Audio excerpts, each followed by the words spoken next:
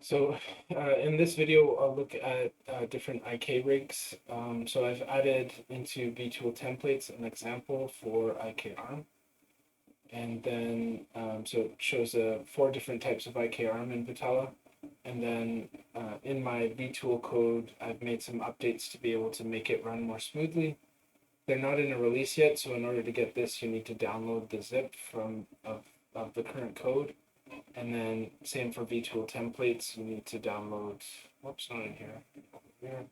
You need to download the zip. So in Maya, I can go to Vetala and run this. And basically it builds four different arms, each showcasing a different kind of IK setup. One thing I should note is the way that it's generating these arms. So in here, I've created a script to build joint chains, and it copies it as many times as I tell it to. So in this case, it's copied it 3 times past the first one. And then after it's doing this add geo, so this is a kind of neat thing that probably not many people know about. It's the joints to meshes. So this will take the joints and convert them to meshes, and then it will return a dictionary. And then with that dictionary, you can either decide to parent or skin the geometry to the joints. So this was really handy in generating this example because I was able to get geometry on my joints really quickly. Okay, so the first one is IK simple. So IK simple turns off pretty much all the features, setups, and you're just left with a single controller. One thing to note for this setup is under the control simple, there's still an Xform group at the top. But it's not, it's just a locator, it's not a visible control. The next one over is the default. So this is just using default Vetala settings. And one of the things that I did change though was to change dampen. By default it's dampen, but really it should be damp. So this is the new, this is just fixing that. But otherwise this is all default settings. And then I just set some attributes here to showcase some of the features. So I'm setting things like auto stretch on. So if I pull this, you can see it stretching. Auto twist is on. So if I rotate this, you can see the pull vector rotating with it. And then damp is on. So with auto stretch on and damp set to 0.5, as I pull this forward, it takes a while for the elbow to lock into place. It feels, you can feel the stretch a bit better. The next one over is kind of a newer setup, for me at least, and it is doing an elbow lock. So if I go here and I lock this, the elbow locks to the controller, and if I move to the pull vector control, and if I move it around, you can see my elbow stays locked in place. When it's stretching, you'll notice that there's overshoots here. This is usually fixed with a bendy arm or an extra helper joint to hold those weights. But by default, it overshoots. So this is the locking elbow mechanism. And then the other thing that this one has is a different, it's just called stretch here.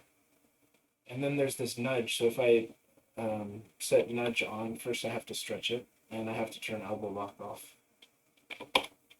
Okay, so here, and then if I nudge it now, you can see I'm able to get rid of the elbow lock really easily.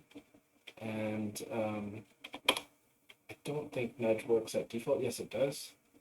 But it's meant for elbow lock. So when it goes straight like this, you can nudge it and it won't, you can fix any locking that might be happening that looks bad.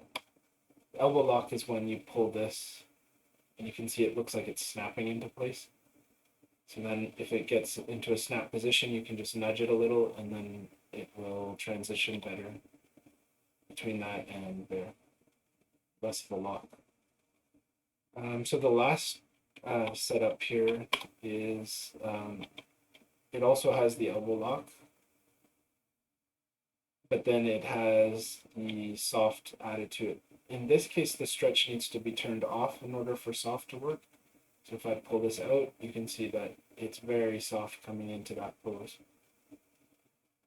If I set it to 1, it'll get a little bit less soft, but it does a pretty good job.